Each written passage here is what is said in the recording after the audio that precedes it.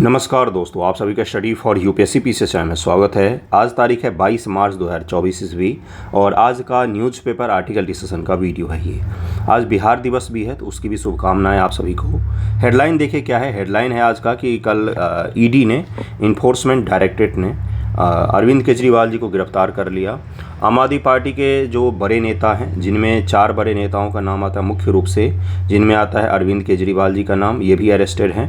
अब मनीष सिसोदिया जो उप मुख्यमंत्री थे ये भी अरेस्टेड हैं। सत्येंद्र जैन ये भी अरेस्टेड हैं। उसके अलावा संजय सिंह ये भी अरेस्टेड हैं।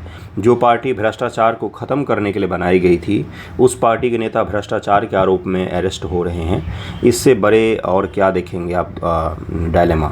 तो चलिए आगे बढ़ते हैं इन सब चीज़ों को छोड़कर, क्योंकि ये राजनीतिक न्यूज़ है। कई सारे लोग आरोप प्रत्यारोप भी कर रहे हैं कि सेंट्रल गवर्नमेंट अपोजिशन को कमज़ोर करने के लिए कर रही है और सेंट्रल गवर्नमेंट बोल रही है कि हम भ्रष्टाचारियों को गिरफ्तार कर रहे हैं। इस आरोप प्रत्यारोप राजनीति में तो हमें पढ़ना नहीं है। आज का आर्टिकल पर चलते हैं। आज का जो आर्टिकल है वो किससे संबंधित है, तो नेबरहुड फर्स्ट नीति से संबंधित है, आईआर से संबंधित है।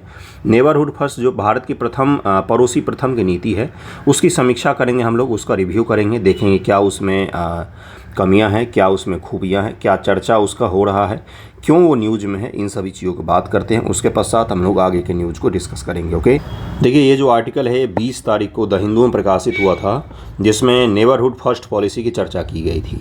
क्या लिखा हुआ है कि भारत अपने पड़ोसी देशों को प्राथमिकता देना भारत की विदेश नीति का केंद्रीय सिद्धांत रहा है। हमेशा से ही हमारे विदेश नीति में सबसे केंद्र बिंदु क्या रहा है कि सबसे पहले अपने पड़ोसियों को जोड़ो, उसके बाद दुनिया भर को जोड़ो।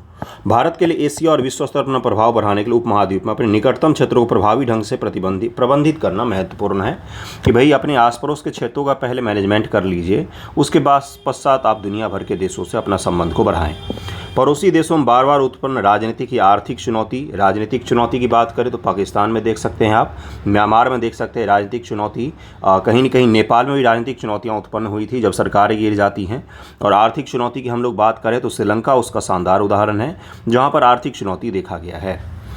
भारत को फोकस को पुनः उपमहाद्वीप की ओर ले जाती है, जिससे व्यापक क्षेत्रीय वैश्विक मुद्दों को संबोधित करने की उसकी क्षमता सीमित हो जाती है। जब हम पड़ोस में उलझ जाते हैं तो वैश्विक मुद्दों में हम कम उलझ पाते हैं, कम उस पर ध्यान दे पाते हैं। इन चीज़ों की भी बात की गई है। पड़ोसी देशों के बीच वैश्विक और आंतरिक राजनीति आर्थिक परिदृश्य में हालिया बदलाव के साथ भारत के पास अपनी नेबरहुड फर्स्ट नीति को सबल बनाने का एक नया अवसर उत्पन्न हुआ है। देखिए, जब भी कोई समस्या उत्पन्न होती है तो समस्या एक अवसर भी लेकर आती है विदेश नीति में, खास तौर से कि आप अपने संबंधों को नए सिरे से फिर से प्रगाढ़ कर पाएँ, नए सिरे से आकार दे पाएँ। तो इसके लिए भी हमारे पास एक बहुत ही अच्छा संभावना भी, जिसका उसे पूरा लाभ उठाना चाहिए। यदि भारत इस भूभाग में चीन की चालबाजी का मुकाबला करना चाहता है तो उसको भूटान के साथ उसके संबंधों में देखिए गर्मजोशी, निकटता को संपूर्ण निकटता और विस्तारित पड़ोस तक बढ़ाया जाना चाहिए। बोला जा रहा है कि चीन जो है वो आपके पड़ोसियों को कहीं न कहीं अपनी तरफ खींच रहा है, और ये हमारी विदेश नीति के हाल के दिनों में सबसे बड़ी विफलता भी है कि जो हमारे पड़ोसी हैं, जिनकी हमसे भूमि सीमा लगती है, वो भी कहीं न कहीं चीन के साथ अपने संबंधों को ज़्यादा प्रगाढ़ कर रहे हैं, हमारे साथ संबंधों को कहीं न कहीं दरकिनार कर रहे हैं। तो इस चीज़ पर हमें सोचना पड़ेगा कि हम जब बात करते हैं कि दुनिया में डंका बज गया ये वो सो, तब हमें इन चीज़ों पर ध्यान देना पड़ेगा। भारत के पड़ोसी देश कौन कौन से हैं, तो देखिए यहाँ पर अफ़गानिस्तान है, पाकिस्तान है, अफ़गानिस्तान के साथ हमारी सीमा लगती है, यहाँ पर नेपाल है, बांग्लादेश है, भूटान है, म्यांमार है, उसके पश्चात यहाँ पर श्रीलंका जो है ये हमारे नेबरहुड फर्स्ट नीति में आते हैं। मालदीव भी आता है, मालदीव भी हमारे नेबरहुड फर्स्ट नीति में है। भारत की नेबरहुड फर्स्ट नीति क्या है?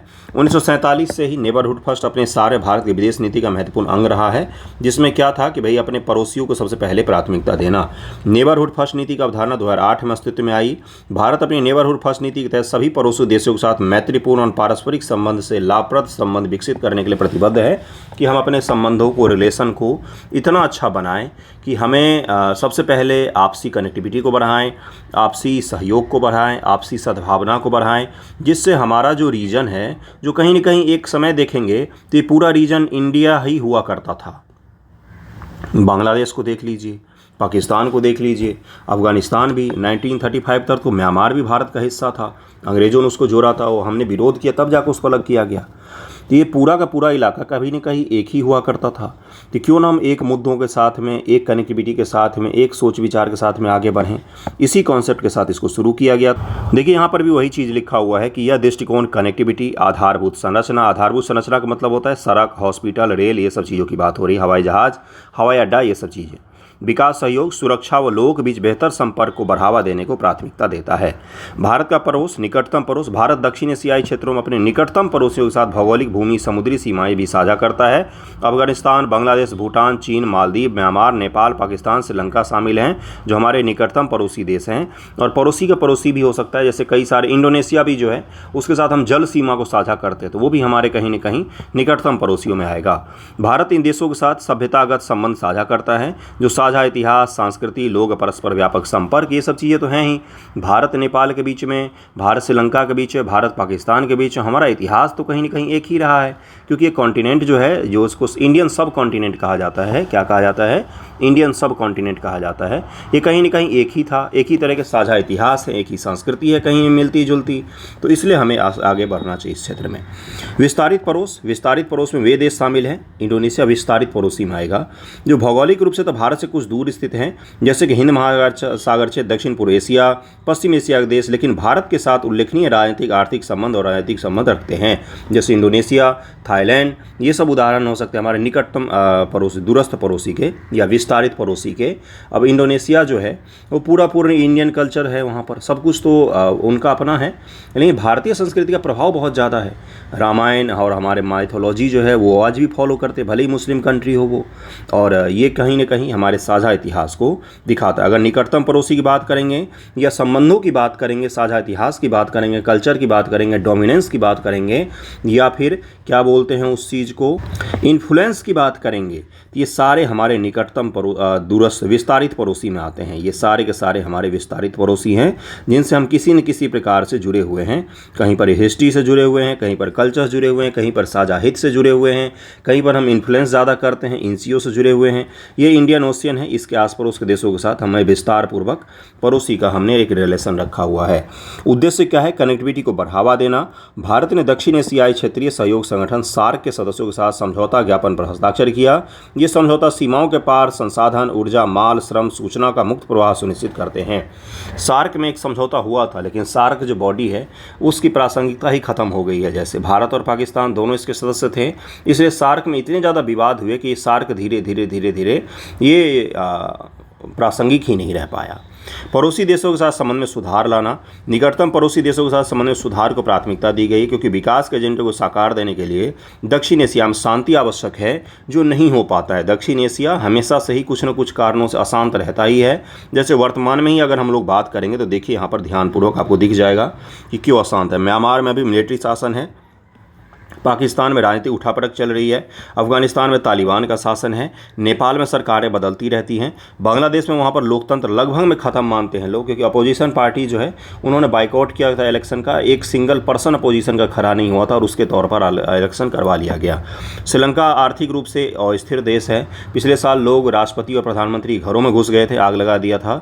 ये कहीं न कहीं क्या दिखाता है? दक्षिण एशिया में हमेशा से ही कुछ न कुछ कॉन्फ्लिक्ट बनते रहे हैं, जिसके कारण से यहाँ पर विकास और इन सब चीज़ों को कंडक्ट करवाना थोड़ा सा मुश्किल काम होता है। आर्थिक सहयोग या पड़ोसी देशों के व्यापार संबंधों को बढ़ाने पर केंद्रित है। भारत ने क्षेत्र विकास के माध्यम के रूप में सार्क में भागीदारी की और पर्याप्त निवेश भी किया। ऐसा ही उदाहरण है क्या? तो BBIN क्या है भाई? तो भारत, बांग्लादेश, भारत, भूटान, इसमें देखिए बांग्लादेश, भूटान, इंडिया और नेपाल, इनका क्या था कि हम कनेक्टिविटी, परिवहन को, आवाजाही को सुनिश्चित करते हैं। किन क्षेत्रों में? तो इस क्षेत्र में। ज़रा ध्यानपूर्वक देखिए BBIN कहाँ पर काम करेगा? यहाँ पर काम करेगा BBIN।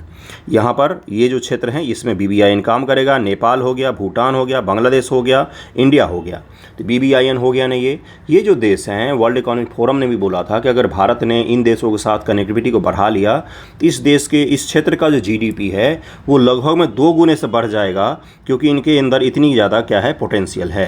तो BBIN भी एक शानदार उदाहरण है नेबरहुड फर्स्ट नीति का, जिसमें हमने सहयोग को स्थापित करने का काम भी किया है। हालांकि BBIN में भूटान ने कुछ चुनौतियां जरूर जाहिर की थी पर्यावरण को लेकर, लेकिन बाद में मान भी गया था। भारत के नेबरहुड फर्स्ट नीति का महत्व क्या है? चीनी प्रभाव का मुकाबला करना। अगर हम अपने पड़ोसियों का ध्यान नहीं रखेंगे तो कोई और ध्यान में रखेगा और फिर हमारे लिए काफ़ी मुश्किल हो जाएगा। सीधी सी बात है, समझने की चीज़ होती है। ठीक है। चीन का मुकाबला करने के साथ साथ अगर हम पड़ोसी एक विचारधारा, एक सोच के साथ आगे बढ़ेंगे, एक मुद्दे पर अपना समर्थन जाहिर करेंगे, तो UNSC, United nation security council, WTO, IMF जैसे जो मुद्दे हैं, आईएमएफ जैसे जो फोरम हैं, वहाँ पर हम एक आवाज़ बात कर सकेंगे, क्योंकि हमारे मुद्दे लगभग में एक ही हैं।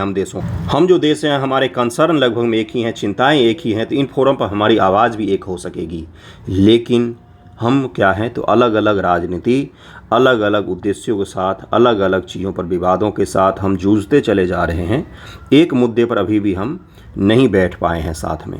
क्षेत्रीय अखंडता सुनिश्चित होगी, इससे कहीं न कहीं जो क्षेत्र है उसमें किसी बाहरी हस्तक्षेप से सुरक्षित रहेगा ये, और समुद्री सुरक्षा को बढ़ावा मिलेगा, क्योंकि हमारे जो पड़ोसी देश हैं उनके साथ जब हम समुद्री सीमा साझा करते हैं तो सुरक्षित बनाने में भी काफ़ी मदद मिलेगा।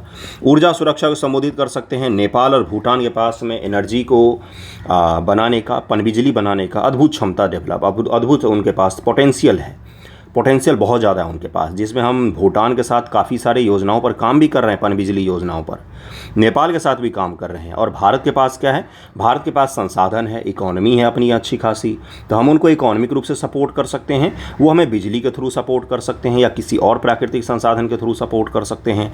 ओके, और चूँकि भारत के पास तेल और गैस का भी बहुत बड़े बड़े रिफाइनरी हैं, तो इसके थ्रू भी हम सपोर्ट करते हैं उनको। विकास की कमी को दूर करना, भारत के जितने भी पड़ोसी हैं उसमें भी कोई आपको हाईली डेवलप्ड पड़ोसी नहीं दिखेंगे। सब गरीबी और बेरोजगारी, भूखमरी जैसे जो न्यूनतम समस्याएं होती है, बेसिक नीड होते, उनसे जूझ रहे हैं, फिर भी साथ में आकर काम करने को तैयार नहीं है। तो ये कहीं न कहीं एक सही चीज़ होगा। देखिए यहाँ पर लिखा हुआ है कि उदाहरण के पूर्वोत्तर भारत में माल के पारागमन और ट्रांसशिपमेंट के लिए बांग्लादेश द्वारा अपने बंदरगाहों के उपयोग को मंजूरी देना विकास अंतराल को दूर करने के लिए क्षेत्रीय सहयोग की क्षमता को उजागर करता है। हाल में ही पूर्वोत्तर भारत में अपने मालों को पहुँचाने के लिए बांग्लादेश ने पोर्ट पर मंजूरी दे दी है। चिटगांव बंदरगाह का हम उपयोग करेंगे, वहाँ से त्रिपुरा काफ़ी नज़दीक पड़ता है, त्रिपुरा के थ्रू हम पूरे नॉर्थ ईस्ट में माल की सप्लाई कर सकते हैं। सॉफ्ट पावर कूटनीति का लाभ उठा सकते हैं हम। सॉफ्ट पावर का तात्पर्य है कि हमारे कल्चर, संस्कृति लगभग में एक ही है, इतिहास हमारा एक ही है, धार्मिक रूप से भी कहीं न कहीं हम एक ही कल्चर में आते हैं, बहुत सारे देश तो ऐसे ही हैं। तो इसका हमें लाभ उठाना चाहिए और क्या करना चाहिए, हमें सॉफ्ट पावर कूटनीति को आगे बढ़ाते हुए अपने संबंधों को प्रगाढ़ करना चाहिए। अब देखिए ये जो नेबरहुड फर्स्ट नीति है, ये क्यों चर्चा में था, द हिंदू में जो आया था, ये किस कॉन्टेक्स्ट के कारण अभी चर्चा में आया था। तो जो भूटान के साथ हमने गैलेफू प्रोजेक्ट पर बातचीत शुरू की है ना, उसके कारण से निकटतम पड़ोसी जो हमारी नेबरहुड फर्स्ट की नीति है उसको लेकर विश्लेषण आया था न्यूज़पेपर में। तो देखिए भारत और भूटान से हम संबंधों से सीख सकते हैं कि पड़ोसियों के साथ कितना अच्छा संबंध बनाया जा सकता है। भूटान उसका शानदार उदाहरण है, जहाँ पर परस्पर सम्मान और समन्वय की भावना है भारत और भूटान के बीच में। कभी हमारे बीच में कोई बड़े विवाद नहीं रहे। भूटान भी इस चीज़ को लेकर काफ़ी ज़्यादा सुरक्षित महसूस करता है कि भूटान के दक्षिण से, यानी कि भारत की तरफ से उसके संप्रभुता को कभी कोई नुकसान नहीं पहुंचाया जाएगा। चीन के साथ उसके सीमा विवाद चल भी रहे हैं, भारत के साथ उसका कोई खास सीमा विवाद नहीं है। सतत परियोजना गैलेफू में सहयोग, भारत अपने संसाधनों के बदौलत गैलेफू प्रोजेक्ट जो भूटान का आज तक का सबसे बड़ा महत्वाकांक्षी प्रोजेक्ट माना जा रहा है, उसमें भी कहीं न कहीं सहयोग देने की कोशिश कर रहा है, जिससे हमारे जो संबंध है वो प्रगाढ़ होने की ओर बढ़ रहे हैं। लगातार वो नियमित संवाद होता है, निरंतर परिपालन, नियमित संवाद और बहुत अधिक देखभाल एवं सहयोग की आवश्यकता होती है। और ये हम दोनों देशों के बीच में देखा गया है कि हम दोनों एक दूसरे का सम्मान और सहयोग दोनों चीज़ करते हैं। जल विद्युत और नवीकरणीय ऊर्जा परियोजना बहुत सारे हैं भूटान में, जिसको भारत की मदद से बनाया जा रहा है। भूटान ने अपना ज़मीन और संसाधन उपलब्ध करवाया है, भारत अपना वित्त उपलब्ध करवाया। अब वो प्रोजेक्ट जब बन जाएगा तो भूटान को वित्तीय सहायता प्राप्त हो जाएगी, भारत को बिजली प्राप्त हो जाएगी, जल संसाधन भी प्राप्त हो सकेंगे। ओके, कुछ जल परियोजनाओं के नाम देखिए, यहाँ पर लिखा हुआ है कि ताला पन बिजली परियोजना, मांगदे छू, क्यू छू, ये सब अलग अलग परियोजनाएं हैं। उसके अलावा पुनात्यांगचू 2 है, दूसरा प्रोजेक्ट है ये जल विद्युत परियोजना, जो 2024 से पूरा होने की उम्मीद है। ये भी इसका एक सफलतम उदाहरण है। भारत की विकास सहायता भी है। भारत हर साल लगभग में बजट में भारत सरकार का बजट होता है, उसमें भूटान के लिए कुछ पैसे निश्चित करता है और भूटान को दिया भी जाता है। नेबरहुड फर्स्ट नीति संबंध प्रमुख चुनौतियाँ कौन सा है, निकटतम बराम विस्तारित पड़ोसी अभी आपको मैंने दिखाया था कि विस्तारित पड़ोसी में इंडोनेशिया भी शामिल हो सकता है, निकटतम पड़ोसी में श्रीलंका शामिल होता है। कई विशेषज्ञों का तर्क है कि पड़ोसी देशों के प्रति भारत का दृष्टिकोण मौजूदा संबंधों को आकार देने के बजाय उन्हें प्रबंधित करने के बारे में अधिक रहा है। स्पष्ट नीति ढांचे की इस कमी ने क्षेत्रीय नीतियों के प्रभावी कार्यान्वयन में बाधा उत्पन्न की है। भारत के निकटतम विस्तारित पड़ोसी देशों दोनों पर दोहरे फोकस ने दक्षिण एशियाई पड़ोसी देशों पर स्पष्ट एवं एकल रूप से बल देने बाधा उत्पन्न की है। कहीं न कहीं हम दोनों चीज़ों को मैनेज नहीं कर पा रहे। इसमें यही स्पष्ट तौर पर कहा गया है कि हम अपने संबंधों को आगे बढ़ाने की जगह हम संबंधों को मैनेज करते जा रहे हैं। तो ये कहीं न कहीं एक चुनौती भरा कदम है भारत के लिए। द्विपक्षीय संबंधों में चुनौतियां बहुत ज़्यादा है। एक तनाव देखा जाता है जिसका एक उदाहरण शानदार सा कौन सा है, तो सार्क जो है, सार्क जो संगठन है, उसकी बैठक लास्ट टाइम कब हुआ था आपको याद भी नहीं होगा। तो सार्क का बैठक हो ही नहीं रहा है। BBIN भी अभी तक संपूर्ण रूप से संचालित नहीं हुआ है। तो ये कहीं न कहीं एक बहुत बड़ी चुनौती है। अविश्वास की भावना और सुरक्षा संबंधी चिंताएं भी हैं, जैसे पाकिस्तान में आतंकवाद की समस्या है। उसके अलावा जो गोल्डन ट्रायंगल है जो म्यांमार से नीचे स्थित है, वहाँ पर नशे की समस्या बहुत ज़्यादा है, ड्रग वगैरह की तस्करी की समस्या है। नेपाल में भी क्या है, तो नेपाल में राजनीतिक अनिश्चितता बनी रहती है। म्यांमार में सैन्य शासन है। बाकी सारी समस्याएँ तो मैंने आपको बताया ही है। चीन की OBOR पहल का क्या है, तो भारत के जितने पड़ोसी हैं वो सब चीन के OBOR के कहीं न कहीं हिस्से हैं। श्रीलंका, मालदीव, नेपाल, बांग्लादेश ने भी चाइनीज़ एक पोर्ट दिया है चाइना को बनाने के लिए। तो ये सब कहीं न कहीं चाइना कार्ड का इस्तेमाल करते हैं। जैसे भारत क्या करता है, रूस और अमेरिका के बीच हमेशा बैलेंस करता रहता है, उसी प्रकार से ये देश भी हमसे सीख गए हैं कि भारत और चीन के बीच बैलेंस करते रहते हैं। जैसे ही हमारे संबंध खराब होते तो चीन के पास पहुँच जाते हैं, जैसे ही चीन के साथ कुछ होता है तो हमसे मिलने आ जाते थे। ये क्या जाता है कहीं न कहीं कि ये देश अब यूज करना सीख गए हैं चीनी कार्ड को, और यूज भी कर रहे हैं।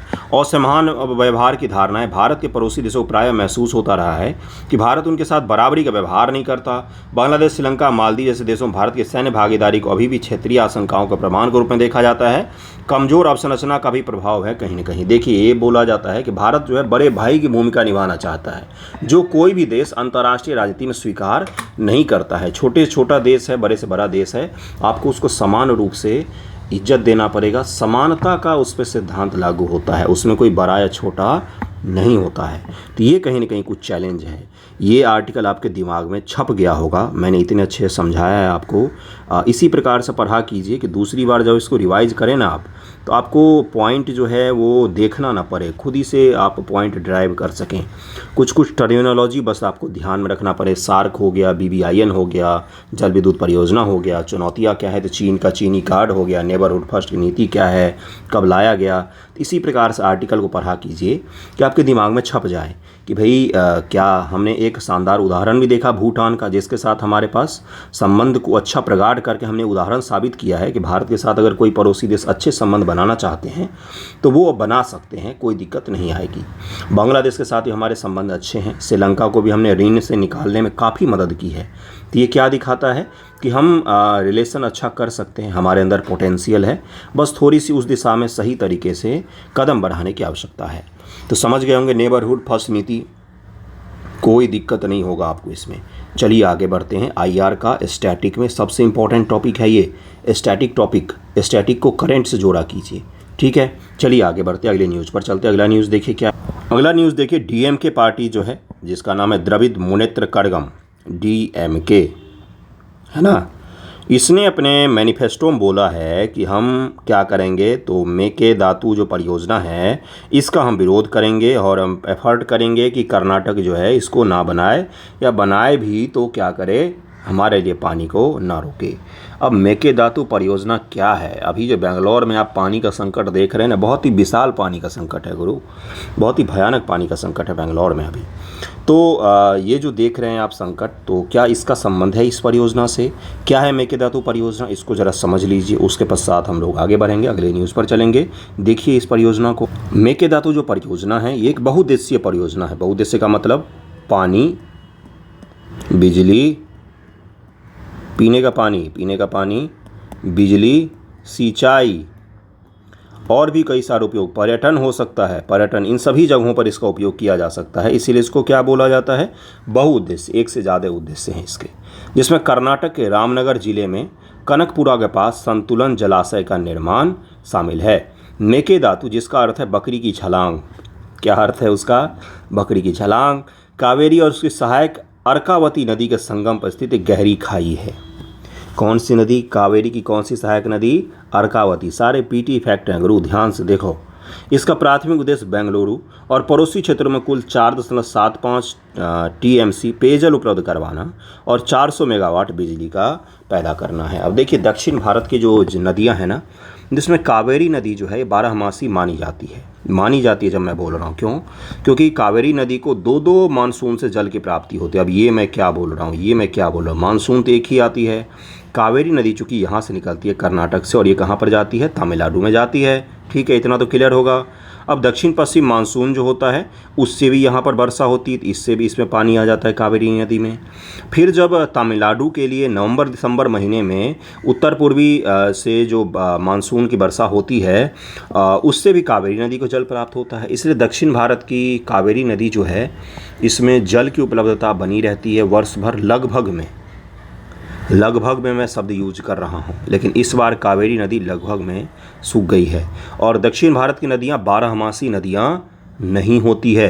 उत्तर भारत की नदियाँ 12मासी नदियाँ होती है, 12 महीने उसमें जल की प्राप्ति रहती है। दक्षिण भारत की नदियाँ मौसमी नदियाँ होती है, जिसमें किसी विशिष्ट मौसम में जल लबालब भरे होते हैं, बाकी समय वो नदियाँ सूख जाती है। जो अभी का जो पीरियड होगा ना, अभी से लेकर जून जुलाई तक का, उसमें वो नदियाँ मैक्सिमम सूख जाती हैं। तो ये समस्या है। इसके कारण से दक्षिण भारत में आपको नदी जल विवाद ज़्यादा दिखेगा। कर्नाटक नदी जैसे कावेरी नदी जल विवाद, कृष्णा नदी विवाद, ये सब आपको दिखेंगे दक्षिण भारत में। कॉन्सेप्ट समझ में आ गया क्यों विवाद होता है? परियोजना का लाभ: पीने के कमी भूजल पर निर्भरता का सामना कर बेंगलुरु तथा उसके आसपास क्षेत्रों पीने के पानी बढ़ती मांग को पूरा करना, 400 मेगावाट बिजली उत्पन्न करना, अक्षय ऊर्जा उत्पादन योगदान, कार्बन उत्सर्जन को कम करना, बाढ़ और सूखों को रोकने के लिए पानी के प्रवाह को विनियमित करना, किसानों तथा समुदायों को लाभ पहुँचाना। वर्तमान स्थिति: कर्नाटक ने तमिलनाडु की सहायता प्राप्त नहीं की है, जो कि अनिवार्य है। अब देखिए कावेरी नदी बहकर कहाँ पर जाती है? तो कर्नाटक से तमिलनाडु। कावेरी नदी निकलती कहाँ है जरा मुझे बताइएगा तो, इसका कहाँ से निकलती है, उद्गम क्या है? तो लेकिन कर्नाटक ने क्या किया, एक तरफा फैसला ले लिया। ये तो हुआ क्या, तमिलनाडु विधानसभा में इसके खिलाफ प्रस्ताव पारित किया गया कि ये गलत कर रहे हैं आप। कर्नाटक विधानसभा ने इसके समर्थन में प्रस्ताव पारित किया। सोचिए हमारे राज्य किस प्रकार से लड़ रहे हैं, किस चीज़ को लेकर? जल को लेकर। जिस जल को आप बर्बाद करते रहते दिन भर, उसको लेकर। यह परियोजना अभी भी अपने प्रारंभिक चरण में है एवं इसमें केंद्रीय जल आयोग, सेंट्रल वाटर कमीशन, पर्यावरण, वन, जलवायु परिवर्तन मंत्रालय, राष्ट्रीय वन्यजीव बोर्ड के अधिकारियों से आवश्यक मंजूरी अनुमोदन प्राप्त नहीं किया गया है। लेकिन हवाबाजी खूब हो रही इस परियोजना को लेकर। चुनाव में क्या है तो वोट वसूले जा रहे हैं। अब डीएमके ने जो बोला है, किस आधार पर बोला है हम इसको रोक देंगे, बताइए मुझे ज़रा। तो ये कहीं ना कहीं क्या दिखाता है कि अब इस चीज़ को दक्षिण भारत में जल को लेकर राजनीति होती है, और ये सच है क्योंकि वहाँ पर बहुत ज़्यादा कमी है इसकी। कावेरी नदी के जल अगर तमिलनाडु में नहीं पहुँचेगा तो वहाँ पर खेती नहीं संभव है, क्योंकि तमिलनाडु में जो खेती होती है उसमें कावेरी नदी का सबसे बड़ा योगदान है। ठीक है, तमिलनाडु द्वारा विरोध: तमिलनाडु राज्य का तर्क है कि मेकेदातु बांध नीचे की ओर जल प्रवाह को काफ़ी कम कर देगा। अब देखिए कर्नाटक ऊपर है, तमिलनाडु नीचे है, तो अगर यहाँ से बेंगलोर शहर को पूरा पानी दे दिया जाएगा तो आगे पानी कम पड़ जाएगा, जिससे तमिलनाडु में कम पानी पहुँचेगा। कृषि, किसानी और पीने के पानी की कमी हो जाएगी तमिलनाडु राज्य में। अब इसी के कारण से विवाद उत्पन्न हो रहा है, जिससे राज्य की कृषि गतिविधियों और जल आपूर्ति पर नकारात्मक प्रभाव पड़ेगा। कावेरी तमिलनाडु राज्य हेतु महत्वपूर्ण जल स्रोत है।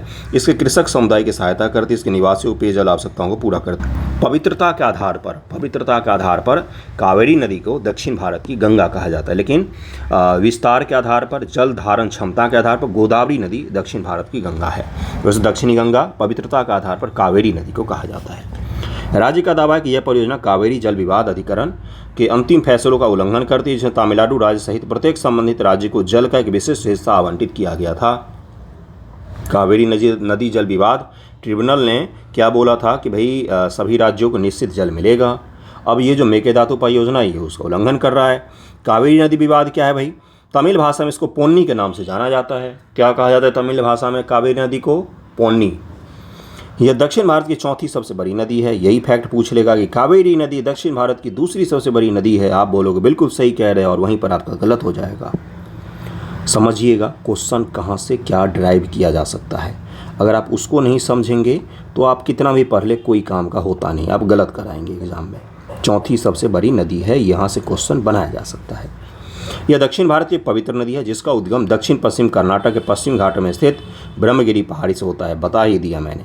तथा यह कर्नाटक तमिलनाडु राज्यों से होते हुए दक्षिण पूर्व में बहती है, एक श्रृंखला बनाती है, पूर्वी घाट में उतरती है, उसके बाद पुदुचेरी में होते हुए बंगाल की खाड़ी में गिर जाती है। बाएं की सहायक नदियाँ जैसे मान लीजिए कावेरी नदी ऐसे बह रही है, तो ये हिस्सा हो गया लेफ्ट इसका, ये हिस्सा हो गया राइट इसका। तब लेफ्ट और राइट से कौन सी नदियाँ मिलती हैं ये भी पूछा जाता है, ऊपर और नीचे से कौन कौन सी नदियाँ मिल रही हैं।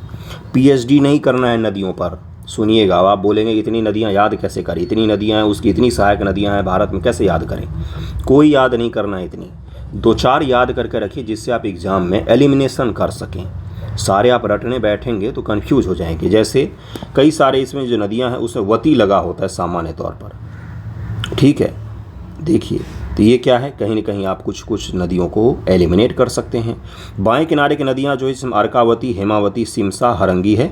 दाहिने किनारे की नदियां में लक्ष्मण तीर्थ, सुवर्णवती, नोइल, भवानी, कावनी और अमरावती शामिल है। अब इनमें से जो जो नदियां आपको दिखे वहाँ पर छांट दीजिएगा और वहाँ पर एलिमिनेट करके आंसर निकाल लीजिएगा। निकालना तो पड़ेगा ही क्योंकि पूछा जाता है इस तरह के सवाल। ओके, देखिए ये रहा कावेरी नदी का पूरा बेसिन। बेसिन में कावेरी नदी और उसकी सहायक नदियां भी शामिल होती हैं। जैसे गंगा नदी बेसिन में कितने राज्य हैं देखिएगा ज़रा सर्च करके, 11 के करीब में राज्य हैं शायद। दिल्ली भी गंगा नदी बेसिन का ही राज्य है। क्यों? क्योंकि दिल्ली की सहायक नदी यमुना, गंगा की सहायक नदी यमुना वो दिल्ली से होकर प्रवाहित होती है। जबकि गंगा नदी किन किन राज्यों से गुजरती है? उत्तराखंड, उत्तर प्रदेश, बिहार और बंगाल। झारखंड में बस टच करती है। तो ये मैं क्या बता रहा हूँ, बेसिन काफ़ी बड़ा क्षेत्र होता है। सहायक नदियाँ जहाँ जहाँ से आ रही है वो सब के सब कावेरी नदी बेसिन का हिस्सा हैं और यही है कर्नाटक और तमिलनाडु में इसका विस्तार है। ओके, विवाद ऐतिहासिक पृष्ठभूमि, चूंकि इस नदी का उद्गम कर्नाटक से होता है। केरल से आने वाली प्रमुख सहायक नदियों के साथ यह तमिलनाडु से होकर बहती है। 3 राज्य हैं इसमें शामिल, कर्नाटक, केरल और तमिलनाडु। बेसिन में 3 राज्य शामिल हैं। तो पुदुचेरी से होते हुए बंगाल की खाड़ी में गिरती है। पुदुचेरी केंद्र शासित प्रदेश हो गया तो वो भी शामिल है। इसलिए इस विवाद में 3 राज्य और 1 केंद्र शासित प्रदेश शामिल है। विवाद की उत्पत्ति 150 वर्ष पुरानी है, अंग्रेजों के ज़माने से विवाद चल रही है। 1892 से 1924 तात्कालिक मद्रास प्रेसिडेंसी और मैसूर के बीच मध्यस्थता 2 समझौते हुए थे। मद्रास प्रेसिडेंसी जिस समय में था और मैसूर था उस समय में ये समझौता हुआ था। इसने इस सिद्धांत को लागू किया कि ऊपरी तटवर्ती राज्यों को किसी भी निर्माण गतिविधि के लिए निचले तटवर्ती राज्य की सहमति प्राप्त करनी होगी। यहीं से ये विवाद उत्पन्न हुआ। ऊपरी तटवर्ती राज्य का तात्पर्य क्या है? ऊपरी तटवर्ती राज्य का तात्पर्य है कि केरल और कर्नाटक अगर कोई चीज़ निर्माण करते हैं इस पर जलाशय वगैरह का तो उनको तमिलनाडु और पुदुचेरी इन दोनों राज्य से सहमति आवश्यक है, अनिवार्य है। ठीक है, चलिए आगे बढ़ते हैं। कर्नाटक और तमिलनाडु के बीच कावेरी जल विवाद 1974 में शुरू हुआ, जब कर्नाटक ने तमिलनाडु की सहमति के बिना जलधारा का मोड़ना शुरू कर दिया। कई वर्षों बाद इस मुद्दे को हल करने के 1990 में कावेरी जल न्यायाधिकरण की स्थापना की गई। 2007 में अंतिम आदेश तक पहुंचने में 17 वर्ष लग गया इसको।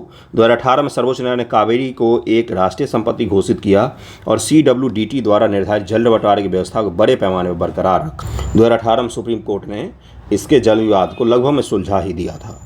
इसने केंद्र को कावेरी प्रबंधन योजना को अधिसूचित करने का भी निर्देश दिया। केंद्र सरकार ने जून 2018 में कावेरी प्रबंधन अधिकरण और कावेरी जल नियमन समिति गठन करते हुए कावेरी जल प्रबंधन अधिसूचित की थी, योजना अधिसूचित की थी।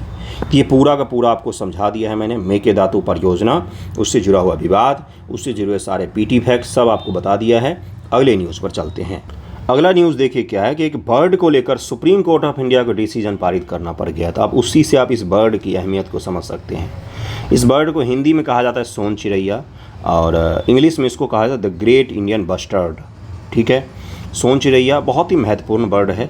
एक मूवी भी आई थी सोन चिड़ैया, आपने देखा होगा, शानदार मूवी थी, शानदार मूवी। चलिए आगे मूवी की बात छोड़कर यहाँ पर आ जाते हैं। द ग्रेट इंडियन बस्टर्ड जो है ये क्या है तो एक्सटिंक्ट के मतलब कागारे पहुंचने जा रही है। एक्सटिंक्ट का मतलब विलुप्त हो जाएगी अगर इसको सही से नहीं बचाया गया तो। इतना ज़्यादा संकट इसके ऊपर उत्पन्न हो गया। इससे पहले ही मैंने इसके बारे में चर्चा की है, पढ़ाया आपको, लेकिन अभी हाल फिलहाल में क्या अपडेट आया है तो उसको ज़रा सुन लीजिए कि सुप्रीम कोर्ट ने थर्सडे को बोला कि हम एक कमेटी बना रहे हैं जो बैलेंस करेंगे conservation and protection of the endangered great Indian bustard जो ग्रेट इंडियन बस्टर्ड है ये इंडेंजर्ड में है, अभी बहुत ही ज़्यादा संकटग्रस्त में है और इसको अगर नहीं बचाया गया तो एक्सटिंक्ट हो जाएगी, इतना ज़्यादा खतरा इस पर उत्पन्न हो गया है।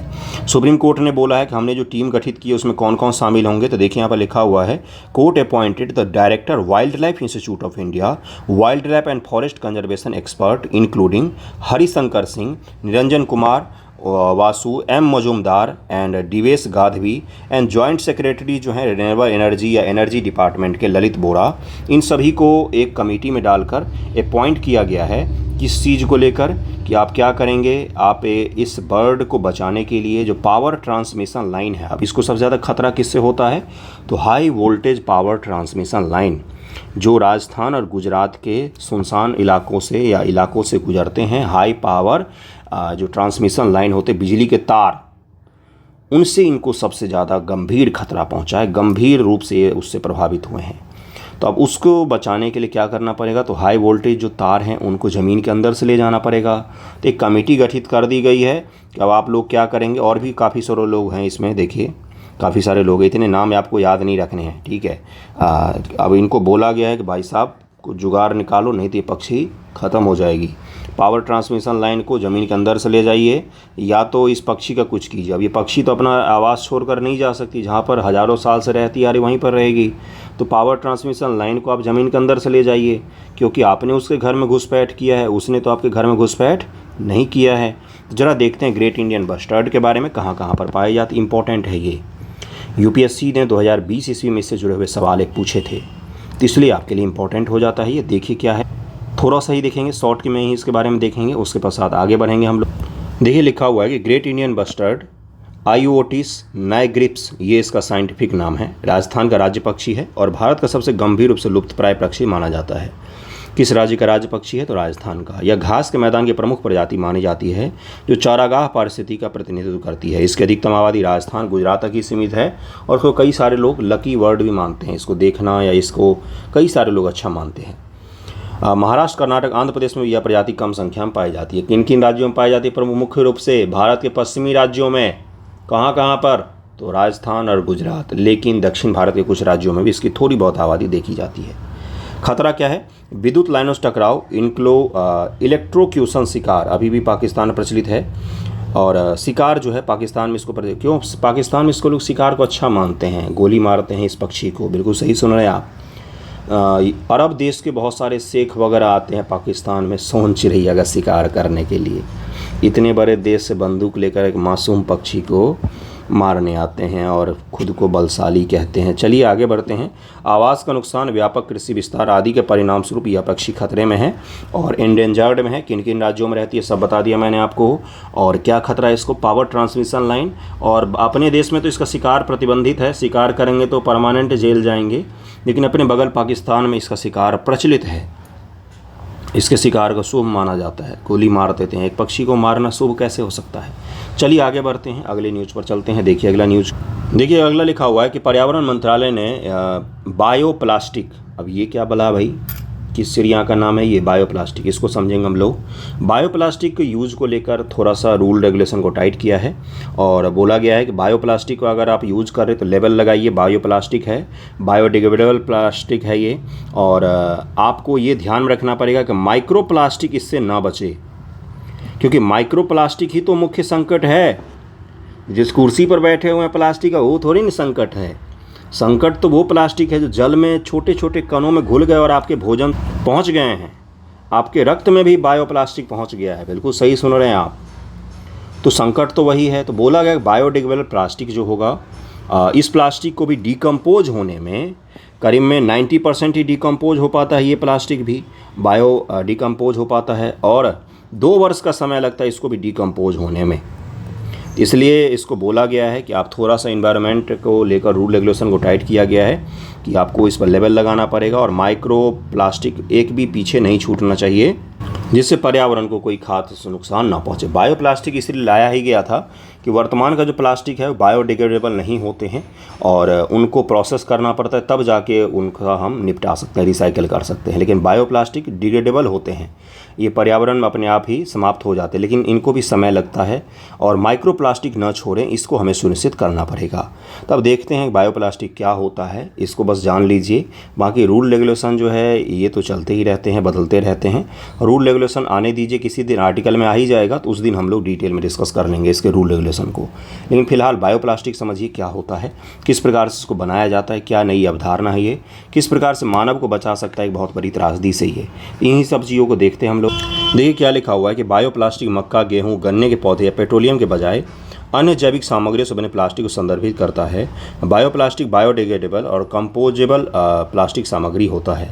इसे मकई और गन्ने के पौधे से शुगर निकालकर तथा उसे पॉलीलैक्टिक एसिड PLM परिवर्तित करके प्राप्त किया जाता है। इसको ज़रूर ध्यान में रखिएगा, पॉलीलैक्टिक एसिड को वेरी इंपॉर्टेंट है ये आपके लिए। इसे सूक्ष्म जीवों के पॉलीहाइड्रोक्सिन एल्केनोट्स से भी बनाया जा सकता है। PLA प्लास्टिक आमतौर पर खाद्य पदार्थों की पैकेजिंग में उपयोग किया जाता है, जबकि PHA का अक्सर चिकित्सा उपकरणों जैसे टाँके, कार्डियोवैस्कुलर पंच, हृदय संबंधी सर्जरी इत्यादि में उपयोग किया जाता है। किसका? तो बायोप्लास्टिक का, जिससे क्या हो, धीरे धीरे ये डिग्रेड हो जाते हैं। यह एकल उपयोग प्लास्टिक से बेहतर है। बायोप्लास्टिक पौधों पर आधारित प्लास्टिक को पेट्रोलियम आधारित प्लास्टिक के विकल्प के स्वरूप जलवायु के अनुकूल रूप में प्रचारित किया जाता है। प्लास्टिक आमतौर पर पेट्रोलियम से बने होते हैं। जीवाश्म ईंधन की कमी और जलवायु परिवर्तन जैसी समस्याओं पर उनका प्रभाव पड़ता है। अनुमान है कि 2050 तक प्लास्टिक वैश्विक CO2 उत्सर्जन का 15% उत्सर्जन के लिए जिम्मेदार होगा। इसीलिए प्लास्टिक की जगह पर बायोप्लास्टिक अवधारणा को लाया जा रहा है। अगला है कि पेट्रोलियम आधारित प्लास्टिक में कार्बन का हिस्सा ग्लोबल वार्मिंग में योगदान देता है। दूसरी तरफ बायोप्लास्टिक जलवायु के अनुकूल है। ऐसा माना जाता है कि बायोप्लास्टिक कार्बन उत्सर्जन भागीदार नहीं होता है, लेकिन जो CPCB है वो उन्हीं प्लास्टिक को बायोडिग्रेडेबल या सही मानती है जिनका 90% कम से कम डिकम्पोज हो जाए। और बोला गया भारत सरकार के द्वारा नया रूल रेगुलेशन 2024 में जो लाया गया है कि माइक्रो प्लास्टिक नहीं छूटना चाहिए, चाहे किसी भी प्लास्टिक का उपयोग करें वो नहीं छूटना चाहिए, क्योंकि उसी से तो समस्या मुख्य रूप से बन रही है। बाकी और भी नियम कायदों को हम लोग नेक्स्ट वीडियो में कवर कर लेंगे।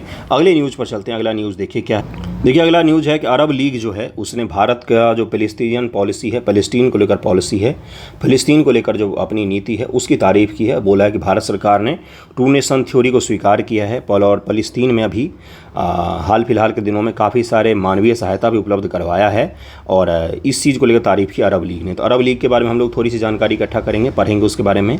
और देखिए गाज़ा पट्टी में हो क्या रहा है, UN ने आरोप लगाया और बहुत सारी दुनिया भर के संस्थाओं ने आरोप लगाया कि इजराइल खुलेआम पर भूखमरी को और क्या बोलते हैं उसको, अकाल को, बिल्कुल सही सुन रहे हैं आप, हथियार के तौर पर उपयोग कर रहा है गाज़ा पट्टी में लोगों को मारने के लिए। छोटे छोटे बच्चों को भूख के तड़पा के मार दिया गया है, बिना जल और बिना भोजन के मार दिया गया है। आज तक का मानवीय त्रासदी में सबसे बड़ी मानवीय त्रासदी है ये। दुनिया में कोई अपराध इतना बड़ा नहीं होता किसी को भूख से मार दिया जाए, किसी को बिना पानी के मार दिया जाए। दुनिया भर की एजेंसियां इस पर कंसर्न जाहिर कर रही हैं और ये मुद्दा भी है ऐसा है। 2024 में सब चीज़ें हो रही है आपके आस पड़ोस में। सोचिए जब अंग्रेज़ भारत में थे तब जब अकाल पड़ते थे तो हम लोग पढ़ते हैं ना मानव निर्मित अकाल, तो वो इसी तरह का होता था। अब उसको सही से अनुभव कर सकते हैं आप लोग, इससे भी बुरा होता था वो, ठीक है। करोड़ों करोड़ लोग जो भारत में मर गया कालों में, तो इसी मानवीय कारणों से। इसी तरह के मानव उस समय भी थे, आज भी वैसे ही मानव पाए जाते हैं। बस वैसा कंडीशन उत्पन्न होना चाहिए, मानव अपने उसी रूप में फिर से आ सकता है। चलिए देखते हैं कि अरब लीग क्या है, अरब लीग ने हमारी पॉलिसी को क्यों बोला है और क्यों तारीफ़ की है हमारी। तो अरब लीग को बस देख लेते हैं अरब लीग क्या है। बाकी भारत का फ़िलिस्तीन को लेकर हमेशा रही रहा है 2 नेशन स्टेट, यानी कि इजराइल और फ़िलिस्तीन दोनों का अस्तित्व होना चाहिए। भारत ने सपोर्ट भी किया है, भारत के फ़िलिस्तीन के साथ अच्छे संबंध भी हैं और भारत ने हमेशा मानवीय सहायता उपलब्ध करवाया है, बहुत सारे वित्तीय सहायता भी उपलब्ध करवाया है फ़िलिस्तीन को।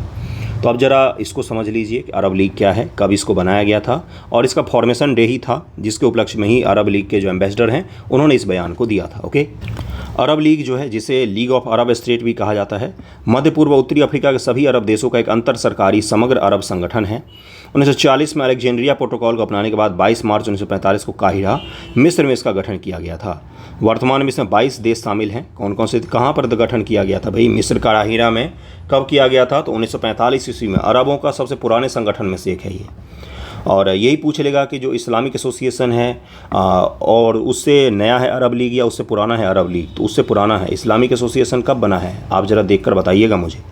वर्तमान इसमें 22 अरब देश शामिल हैं। अल्जीरिया, बहरीन, कोमोरोस, जिबूती, मिस्र, Iraq, Jordan, Kuwait, Lebanon, Libya, Mauritania, Morocco, Oman, फ़िलिस्तीन, कतर, सऊदी अरब, सोमालिया, सूडान, सीरिया, ट्यूनीशिया, संयुक्त अरब अमीरात और यमन। अगर आप ध्यानपूर्वक देखेंगे तो मेडिटेरियन सी है और इधर अरब सागर, अरब प्रायद्वीप है, तो अरब प्रायद्वीप के देश दिखेंगे और अफ्रीका के ये सारे देश दिखेंगे आपको, इसमें शामिल हैं। तो इसको ज़रा ध्यान में रखिएगा अरब लीग को। अरब लीग यही है। और आज का न्यूज़पेपर डिस्कशन यहीं पर समाप्त करते हैं। कैसा लगा है वीडियो ज़रूर बताइएगा। कुछ तो सीखा ही होगा आपने। थैंक यू सो मच आप सभी का वीडियो देखने के लिए।